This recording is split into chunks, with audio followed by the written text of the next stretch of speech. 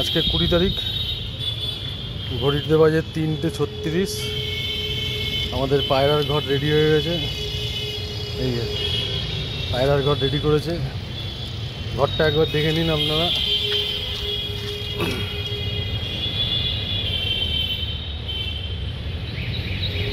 এই একটা ঘর,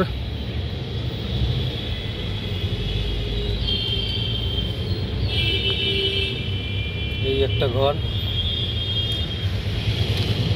এই যে চাল ছড়িয়ে রেখেছে, দেখতে পাচ্ছেন। এখানেও চাল দিয়েছে, এই যে জল দিয়েছে, ছাদ পুরো পরিষ্কার।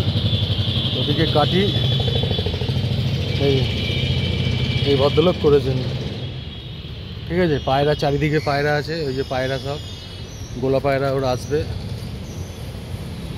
ছাদে যত পায়রা বসে আছে সব পায়রা আসবে।